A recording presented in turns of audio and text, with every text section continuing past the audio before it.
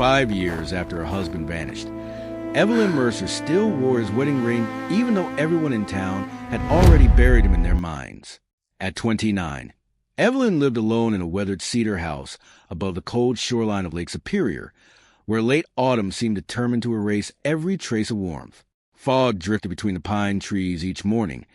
Empty docks creaked against dark water, and the town grew quieter with every passing day as winter approached. The silence had once comforted her. Now it reminded her of Damian. 5 years earlier, during a violent October storm, Damian Vale had disappeared without warning. His SUV was found abandoned near a dangerous stretch of Lakeside Road, one door left open toward the trees. Investigators discovered blood inside the vehicle and signs suggesting something terrible had happened, yet no body was ever recovered. Eventually, authorities declared him presumed dead. Evelyn never truly believed them. There were too many unanswered questions. Damian had been cautious, disciplined, almost impossible to surprise. He worked in private security, traveled often, and kept certain parts of his past sealed behind a silence Evelyn had once mistaken for modesty. Their marriage had still been real to her. He had been attentive without being soft, protected without appearing controlling, and strangely alert wherever they went. Sometimes he disappeared for several days on business and returned exhausted, carrying injuries he dismissed as occupational hazards. Back then, Evelyn had trusted him enough not to ask harder questions. Now those questions were all she had left. On the 5th anniversary of his disappearance, she walked alone to the small lakeside memorial the town had built near the road where his SUV was found. Someone had placed fresh flowers beneath his engraved name. Evelyn had not brought them. For several minutes, she stood facing the gray lake while cold wind pushed through her coat. She had spent 5 years learning how to live without Damian, yet some part of her remained trapped on that stormy night, waiting for a phone call that never came. The cruelest part was not believing he was dead. It was never knowing how he died. By dusk, Evelyn returned home. That was when she noticed the tire tracks. They were fresh, cutting through damp soil beside the narrow driveway. No neighbor had visited. No delivery had been scheduled. The tracks stopped close to the house, then turned back toward the road. Inside, nothing seemed disturbed. The doors were intact. Her wallet remained on the counter. Nothing valuable was missing. Then she saw the photograph. It stood upright beside the living room window. Evelyn stopped breathing for a second. The picture showed her and Damian on their wedding day, his hand around her waist, both of them smiling beneath summer sunlight. After his disappearance, she had hidden that photograph face down inside a desk drawer because seeing it become unbearable. She had not taken it out in years. Someone else had. A sudden movement beyond the glass caught her attention. Across the fog-covered road, a black luxury sedan waited beneath the pine trees. Its windows were too dark to reveal the person inside. Before Evelyn could move closer, the vehicle disappeared into the mist. That night, she checked every lock twice. Only when she returned to the photograph did she notice something beneath its frame. A sealed black envelope. Inside was a date, a time, and the address of a mountain lodge in Colorado. Beneath them was a signature Evelyn had not seen in 5 years. Damian Vale.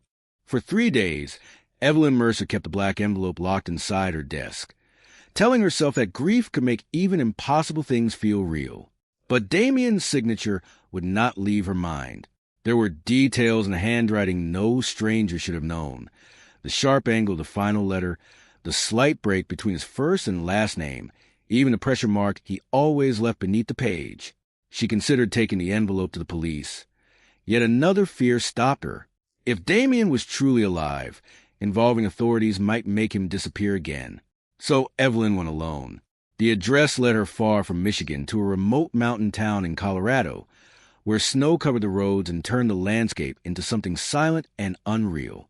By the time she reached the private lodge after sunset, thick snowfall had erased most of the road behind her. Then she saw the security.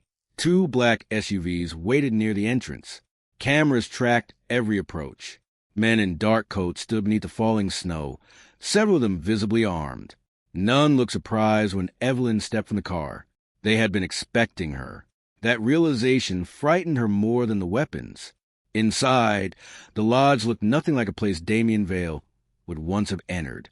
Dark wood, stone fireplaces, expensive paintings, private security screens, and polished floors created the quiet luxury of someone with extraordinary money and even greater enemies.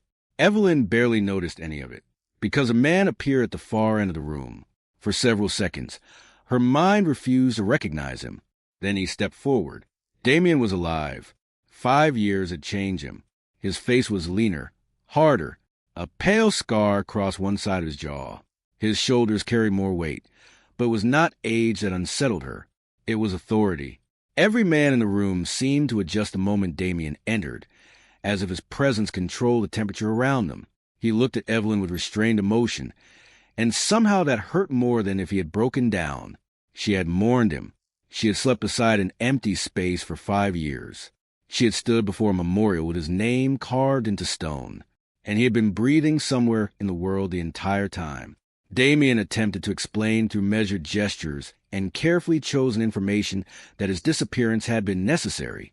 Someone from his past had discovered Evelyn, and remaining beside her would have made her a target. But protection did not feel like love to Evelyn anymore, not after 5 stolen years. Then she noticed how the men around Damian treated him. No one interrupted him. No one questioned him. Even heavily armed guards watched him with a mixture of obedience and fear. Evelyn finally understood the truth. Damian was not hiding among dangerous men. He commanded them. During the years she believed him dead, Damian Vale had become one of the most powerful organized crime figures in the western United States. The quiet husband she remembered had not simply hidden a dangerous occupation. He had hidden an entire identity. And his return was not about reconciliation.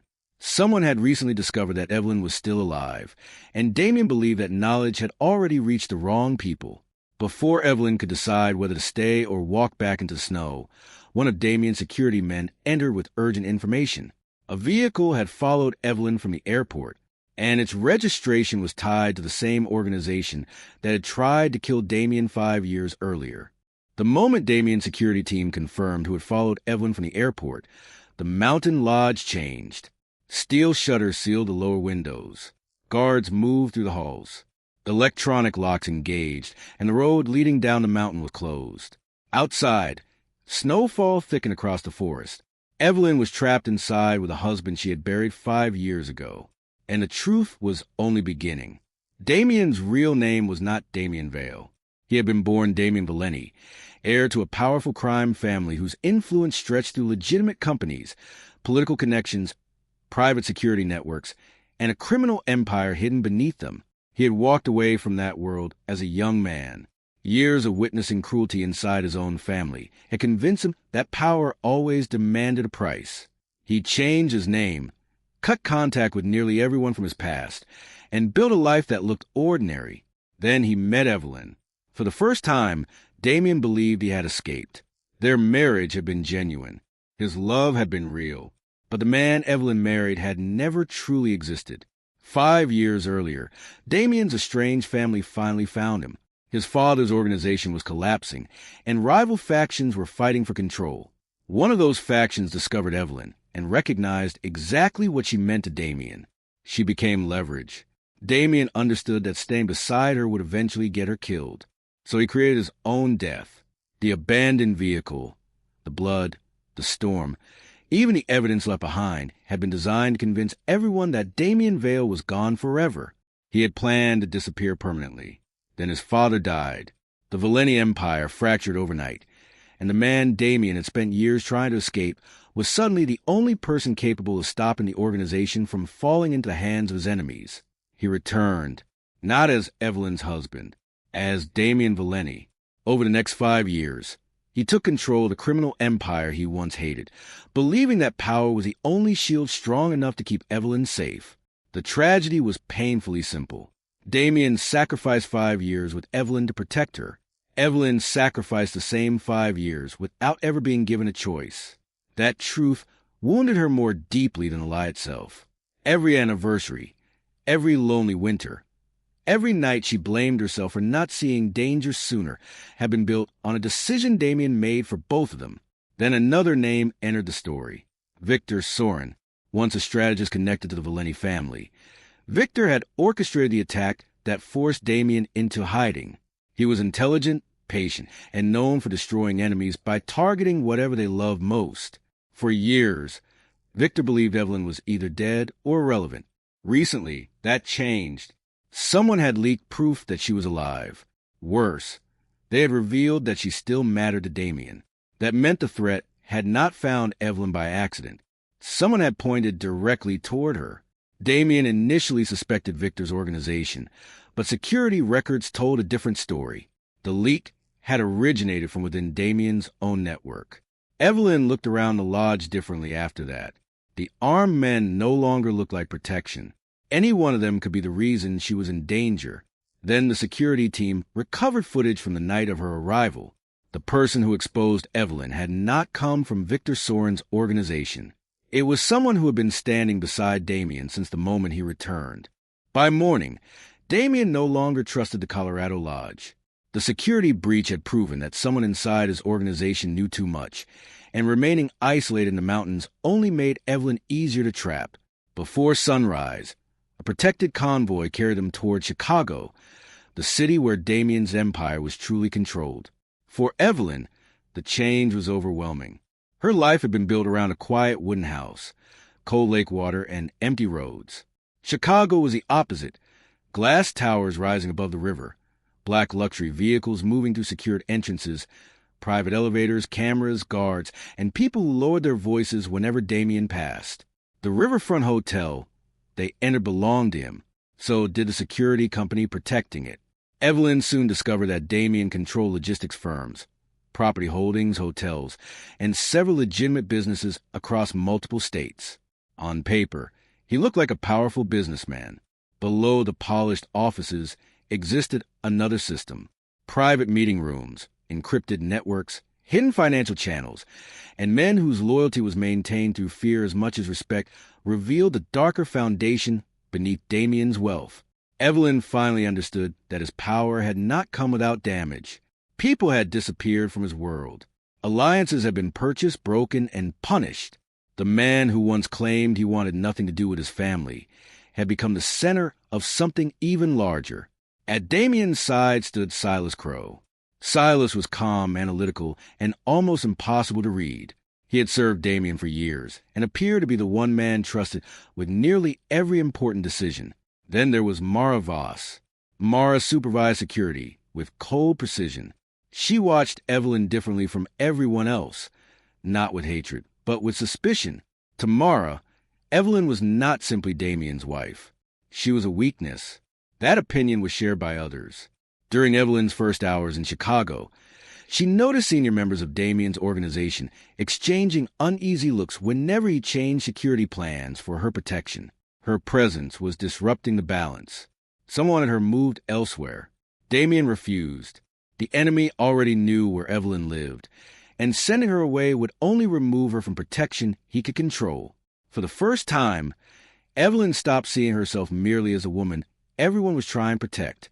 She began looking for answers. Using records connected to Damian's disappearance, she compared dates, financial transfers, and security reports from 5 years earlier.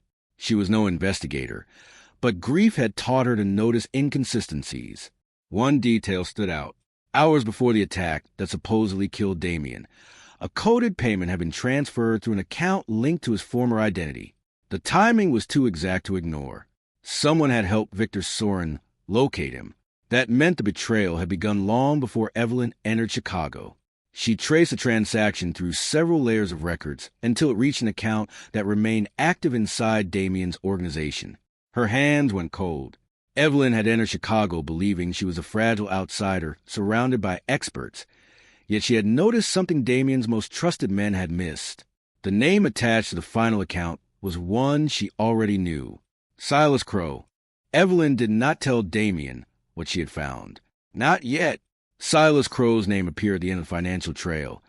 But one suspicious transaction was not enough to accuse the man Damian trusted most. If Evelyn was wrong, she could fracture an organization already collapsing under suspicion. Outside, thunder rolled across Chicago. By evening, Damian's senior people gathered beneath one of his riverfront properties in a private underground jazz club used for meetings that could never appear on official schedules.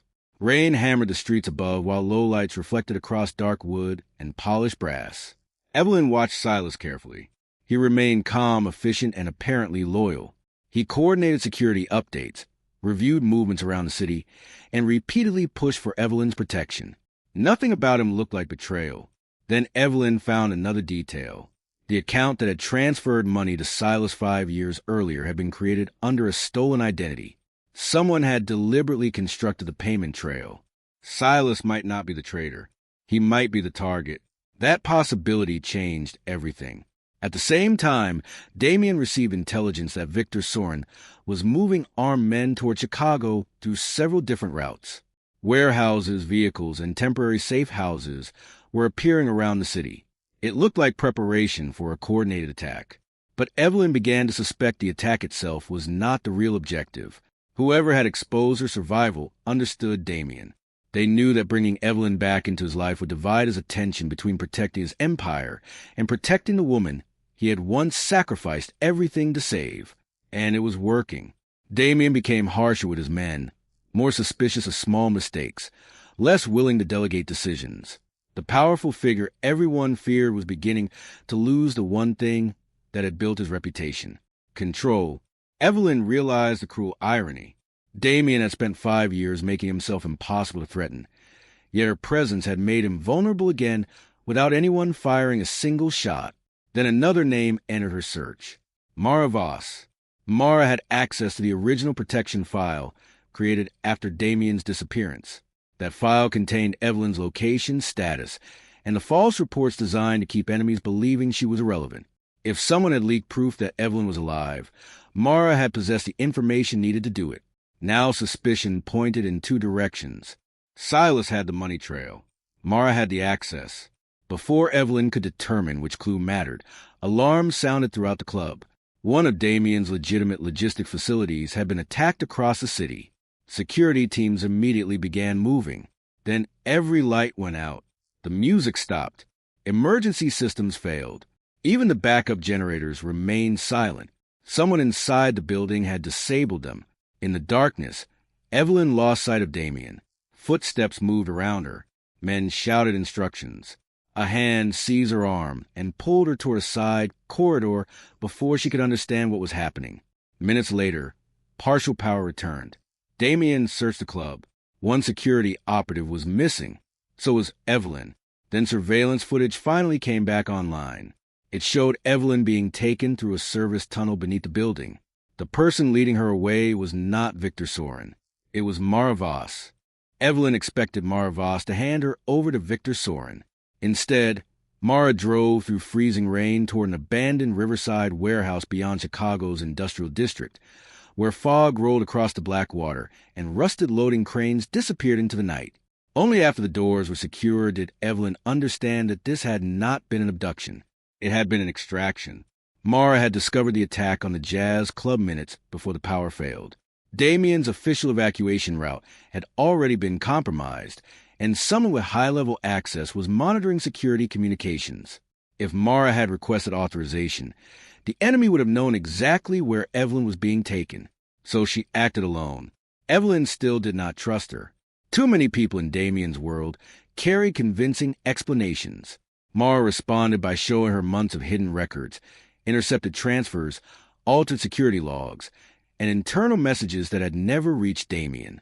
Someone had been weakening his organization from inside. Victor Soren was involved. But Victor was not the architect.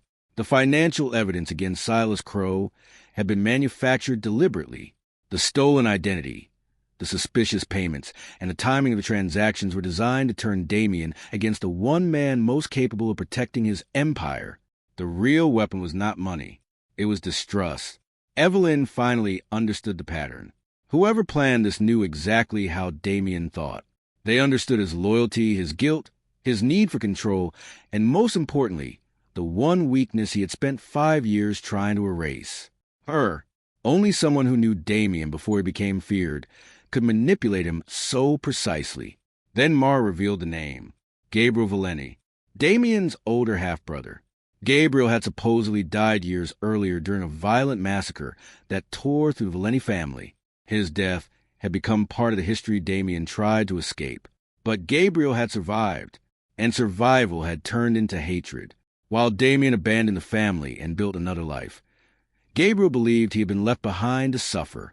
When Damian eventually returned and seized control of the organization, Gabriel saw it as theft.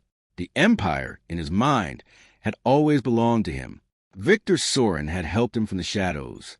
Together, they had spent years destabilizing Damian's alliances, feeding false information through trusted channels, and waiting for the right pressure point. That pressure point was Evelyn. Her survival had not been discovered accidentally. Gabriel had exposed her deliberately because he knew Damian would become reckless the moment she returned to his world. Then Evelyn realized something even worse. Gabriel had influenced the events 5 years earlier.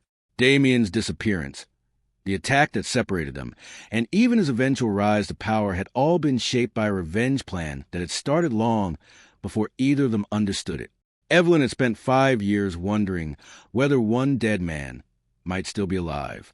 Now another dead man was tearing Damian's empire apart. Mara activated a secure device to contact Damian. Before the signal completed, headlights appeared through the warehouse windows. 1 vehicle became 3, then 6. Armed men surrounded the building. The warehouse doors slowly opened. Gabriel Valeni stepped through fog, and the look on his face made Evelyn understand something terrifying. He had never come there to kill her. Gabriel Valeni had no intention of killing Evelyn. Death would end Damian's weakness. Gabriel wanted to use it. After overwhelming Mara's escape position, his men moved Evelyn north to an isolated Valeni family estate near the Wisconsin border. The property stood deep inside a frozen forest, surrounded by snow-covered pines and roads nearly erased by a worsening winter storm. It was not a random hideout. Damian had spent part of his childhood there. Gabriel had chosen the place because he wanted the final destruction of his brother to happen where their family had first taught them what power meant. His plan was brutally simple.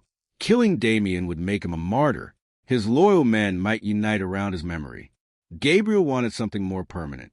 He wanted Damian to surrender his organization publicly, give up control of his businesses, and abandon the empire he had spent 5 years building. Evelyn was the price. She also learned that Gabriel had helped engineer Damian's disappearance years earlier. He had expected his younger brother either to die or vanish permanently. Instead, Damian survived. Worse, he returned stronger and took possession of the very empire Gabriel believed belonged to him. That humiliation had transformed resentment into obsession. Meanwhile, Damian finally discovered where Evelyn had been taken. Silas Crow proved his loyalty by uncovering Gabriel's hidden communication network, exposing the false financial trail created to implicate him. Mara's actions at the jazz club were also confirmed as an attempt to protect Evelyn, not betray Damian. For the first time, the real enemy stood clearly in front of them. But Evelyn understood something Damian's men did not. If Damian came for her, he would surrender everything. He had already sacrificed 5 years once. He would do it again. Evelyn refused to remain a possession passed between powerful men. While being watched inside the estate, she studied the tension between Gabriel and Victor Soren. Their alliance looked strong only from a distance. Victor wanted control of Damian's empire. Gabriel wanted Damian destroyed. Those goals were not the same.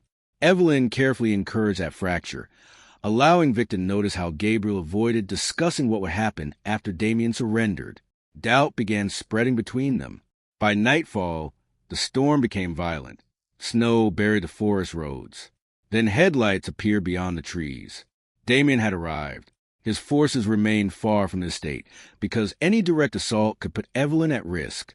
So Damian entered alone. No convoy, no army, no visible weapon.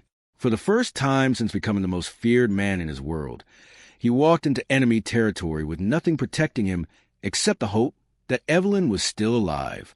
Through a frost-covered window, Evelyn saw him crossing the snow, and suddenly she understood what was different. 5 years earlier, Damian had disappeared because he believed loving her meant deciding her fate. Tonight, he had returned knowing the decision might finally belong to her. Damian once abandoned Evelyn to save her life. Now he was ready to abandon his entire kingdom rather than lose her again. Inside the estate, Gabriel prepared the surrender documents while Victor watched with growing suspicion. Damian stepped forward. Then a gunshot exploded through the house. A body collapsed on the floor. And when Evelyn saw who had fallen, the final battle changed completely. The gunshot had not been meant for Damian. Victor Soren had turned on Gabriel. For years, their alliance had survived because both men wanted Damian weakened, but their reasons had never been the same. Gabriel wanted revenge. Victor wanted the Empire. The moment Damian appeared willing to surrender everything for Evelyn, Victor realized Gabriel was about to destroy the very kingdom he hoped to steal. The shot shattered their alliance. Chaos followed. Silas Crow and Mara Voss used the confusion to enter the estate, cutting through Gabriel's remaining control while Damian moved toward Evelyn instead of chasing either enemy. That choice mattered. 5 years earlier, power had decided everything. This time, Damian chose her. Victor's betrayal left Gabriel exposed, and Gabriel's obsession with humiliating Damian left him unprepared for Victor's ambition. Their plan collapsed from inside. By dawn, both men were finished as threats. Neither received the victory he believed he deserved. Damian survived, but survival did not erase what he had become. In the weeks that followed, Evelyn refused to pretend 5 lost years could be repaired by one dramatic rescue. She had mourned him, rebuilt herself, and lived inside a lie he created without her consent. Damian finally accepted something he should have understood years earlier. Protecting someone did not give him ownership over their choices. He began dismantling the most violent parts of his organization, cutting ties with operations that had required fear and blood to survive. His legitimate businesses, security, logistics, hotels, and property holdings, became the foundation of a different future. Silas and Mara handled the dangerous aftermath. Damian stepped away from the throne. Months later, spring returned to northern Michigan. The lake outside Evelyn's wooden home no longer looked black beneath winter clouds. Sunlight stretched across the water, and the pine trees moved gently in warmer wind. Then Damian returned. No armed convoy followed him. No guards waited outside. No false name protected him. He came alone. Evelyn did not immediately forgive him. Damian did not ask her to. Their relationship began again slowly, not as a continuation of the marriage they had lost, but as something new built on uncomfortable truth. For years, Evelyn had worn her wedding ring, because some part of her believed a dead man might come home. Now she removed it. Days later, she chose to wear it again. Not because Damian belonged to her, not because she belonged to him, because the living man standing beside her had finally learned to let her choose. Evelyn had once prayed for her husband to return from the dead, never imagining that his return would force her to decide whether she could love what he had become. Damian had conquered an empire believing power could protect everything he loved. In the end, coming home without controlling what waited for him proved harder than becoming a king. That night, Damian walked alone to the mailbox. Inside rested a black envelope identical to the one that had brought Evelyn back into his life. He opened it. There was no letter, only an old Valeni family photograph. Damian studied the faces until his expression changed. One person in the photograph should have been impossible, because Damian himself had watched that man die.